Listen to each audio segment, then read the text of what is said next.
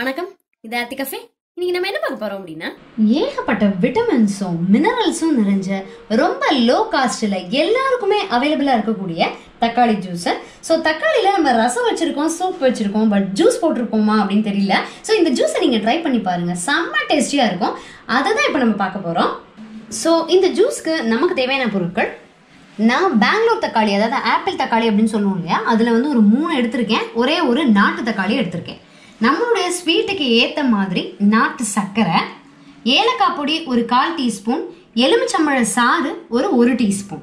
Actually அந்த apple தக்காளிக்கு வந்து அவ்வளவா என்ன இருக்காதுன்னு பார்த்தீங்கன்னா புளிப்பு டேஸ்ட் இருக்காது.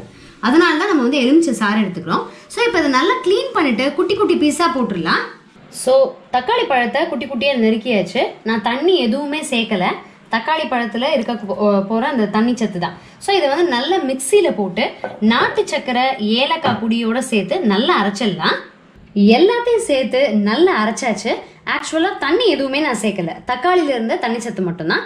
உங்களுக்கு வந்து கொஞ்சம் டைல்யூட்டாக வேணும் அப்படின்னு நினச்சா நீங்கள் வந்து ஒரு 1/2 டம்ளர் கிட்ட தண்ணி சேர்த்துக்கலாம், சர்க்கரையும் சேர்த்துக்கலாம். ஸோ இதை வந்து இப்படி வடிகட்டிடுவோம். இந்த மாதிரி அரைச்ச ஜூஸை வடிகட்டிட்டோம் அப்படின்னா அதனுடைய தோல் பகுதி நீங்கிடும். அதே மாதிரி ஏதாவது கெட்டியாக அரைப்படாத தக்காளி கூட அதுலேருந்து நீக்கிடலாம். ஸோ அதை வந்து நல்லா அப்படியே கலக்கி விட்டுருவோம்.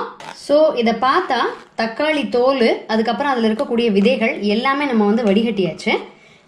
இப்போ இதில் வந்து வடி சாறு கீழே இறங்கிடுச்சு. இப்போ இதை வந்து நம்ம ஒரு 2-3 ஐஸ் கட்டி சேர்த்து அப்படியே ஜில்லுன்னு குடித்தோம் அப்படின்னா செம்மையாக இருக்கும். ஏலக்காய் வாசனையோட நல்ல ஸ்வீட்டோட. தக்காளியில் அவ்வளோ சத்துக்கள் இருக்குது. ஸோ அந்த சத்துக்கள் முழுசாக நமக்கு செய்யணும். ஸோ இப்போ நான் வந்து உங்களுக்கு கிளாஸ் டம்ளரில் ஐஸ் கட்டியோட ஊற்றி பரிமாறிடுறேன். இந்த தக்காளி சாரோட நம்ம வச்சிருக்கக்கூடிய எலுமிச்சை சாறு 1 டீஸ்பூன் அதையும் விட்டுட்டு நமக்கு கூலிங்க்கு ஏற்ற மாதிரி ஐஸ் கியூப்ஸ் போட்டுக்கலாம். இல்லை உங்களுக்கு சில்னஸ் வேண்டாம் அப்படின்னா விட்டுடலாம், அது நம்மளுடைய சாய்ஸ் தான். இதை நல்லா ஒரு ஸ்பூனால் கலக்கி விட்டுருவோம். ஸோ விட்டமின் ஏவும் விட்டமின் சியும் ஏகத்துக்கு கொட்டி இருக்கக்கூடிய தக்காளியில் இந்த ஜூஸ் வந்து நீங்கள் கண்டிப்பாக ட்ரை பண்ணி பாருங்கள். ஸ்கின் நல்லா க்ளோ ஆகும். இது ஒரு ஆன்டி ஆக்சிடென்ட், அதனால நல்ல கேன்சரஸ் செல்ஸை வந்து அழிக்கக்கூடிய தன்மை இருக்கிறது. ஸோ இது வந்து வாரத்துக்கு ஒரு தடவையாவது இந்த வெயில் காலத்தில் இந்த தக்காளி ஜூஸை குடிச்சு பயன்பெறுவோம். இந்த வீடியோ உங்களுக்கு ரொம்ப பிடிச்சிருக்கும்னு நினைக்கிறேன். இன்னும் ஒரு நல்ல வீடியோவில் சந்திக்கலாம். தேங்க்யூ.